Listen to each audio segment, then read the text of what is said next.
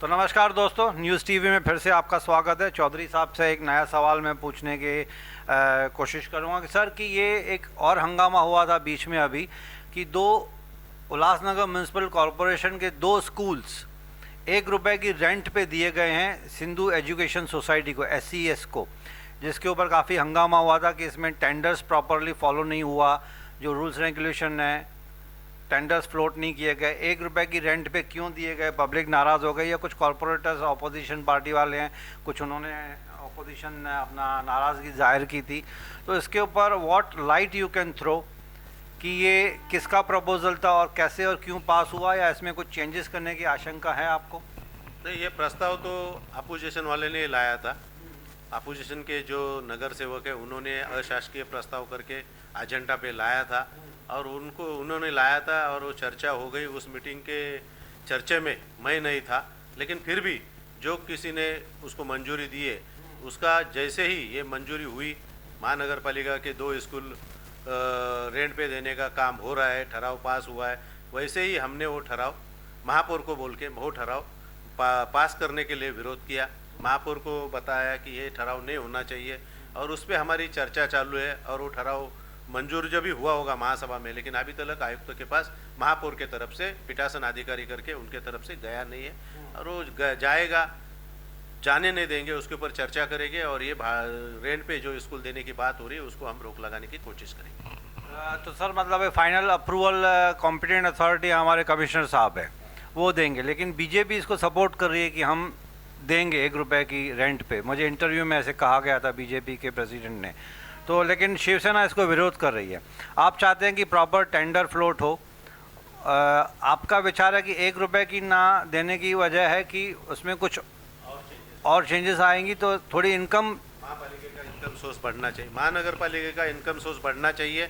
₹1 के बल्कि और कुछ इनकम अच्छी तरह से महानगर पालिका को आना चाहिए।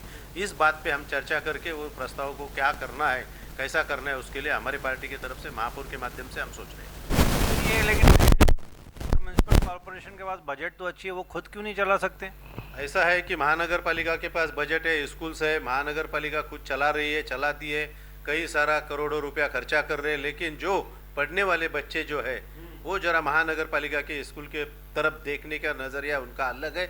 इसलिए महानगर पालिका के स्कूल में बच्चे पढ़ते नहीं है और बच्चे लोगों की जो संख्या है वो बहुत कम है और उनके ऊपर जो हम पैसा खर्चा करते हैं वो ज़्यादा है। इसलिए अच्छे स्कूल हो, प्राइवेटेशन में अगर वो बच्चे उधर के बच्चे पढ़ते हैं, वो स्कूल में पढ़ रहे हैं, उनको वो प्राइवेट देने के बाद प्राइवेट वाले अगर उनको शिक्षा उधर शिक्षा देते हैं तो वो हमारे लिए अच्छा रहेगा, लेकिन महानगर पालिका का उसमें रेवेन्यू बढ़ना चाहिए, ये हमारी कोशिश। लेकिन वो तो मराठी मीडियम को हटा के या सिंधी मीडियम को हटा के वो तो कॉन्वेंट बना देंगे उसको। नहीं, ऐसा है, वो बनाएंगे क्या बनाएंगे, लेकिन हमारा रवैया ये रहेगा कि स्कूल भले ही रेंट पे दिया है तो लेकिन उनको उसमें कंडीशन रहनी चाहिए कि हमारे जो महापालिका के बच्चे हैं स्कूल में पढ़ते हैं, वो इंग्लिश मीडियम में पढ़े, मराठी में पढ़े, सिंधी में पढ़े, हिंदी में पढ़े, उनके लिए भी उनको भी वो स्कूल में पढ़ने के लिए, उनको शिक्षा लेने के लिए उनको प्रावधान होना चाहिए। आपकी तरफ से ऐसे टर्म्स एंड कंडीशंस पे आप इंसिस्ट करें कि जो गरीब बच्चे हैं उनको फीस नहीं लगनी चाहिए। आगे चल के नॉर्मली ऐसे देखा गया है सर कि पहले तो कॉन्ट्रैक्ट में सब मीठी मीठी बातें आ जाती है, फिर धीरे धीरे कुछ हिडन चार्जेस, मिसलेनियस चार्जेस वो एजुकेशन ट्रस्ट या प्राइवेट वाले लगा के कि यूनिफॉर्म की इतनी चार्जेस होगी, तो गरीब बच्चे फाइनली बेचारे सफ़र करते ही हैं।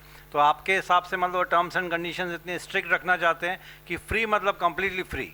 ओके, वो जो भी ठराव बनेगा उसमें कंडीशन रहेगी, कंडीशन फॉलो करने का काम प्रशासन का है, प्रशासन वो फॉलो करेगा। अगर नहीं किया तो हम सत्ता में वो फॉलो करने के लिए लोगों को, प्रशासन को हम लोग आदेश देंगे, प्रशासन वो फॉलो करेगा और जो कंडीशन टेंडर में रहेंगी वो कंडीशन का पालन किया जाएगा और नहीं किया तो प्रशासन उसके ऊपर कार्रवाई करेगी। तो चलिए दोस्तों, ये चौधरी साहब ने अच्छा हुआ क्लियर कर दिया कि ये they will stick to the rule, some MOU जो होगा उसमें टर्म्स एंड कंडीशंस के ऊपर ये इंसिस्ट करेंगे। अगर जो भी सोसाइटी या ट्रस्ट प्राइवेट कंपनी जो ले रही है स्कूल्स को, अगर उन्होंने उसको फॉलो नहीं किया MOU को, तो नल एंड वॉइड भी हो सकता है। तो ये अच्छा हुआ सर आपने क्लैरिफाई कर दिया, ये जनता की हित में ही होगा आगे चल के। गरीब बच्चों को नुकसान नहीं होना चाहिए। जो बच्चे कॉन्वेंट स्कूल में नहीं जा सकते हैं, बड़ी बड़ी फीस नहीं पे कर सकते हैं, वो म्यूनसिपैलिटी की तरफ ही एक्सपेक्टेशन रखते हैं। तो चलिए दोस्तों एक छोटी सी ब्रेक लेंगे यहाँ पे। चौधरी साहब से एक नए सवाल के साथ मैं फिर आपसे मिलूँगा एक छोटी सी ब्रेक के बाद।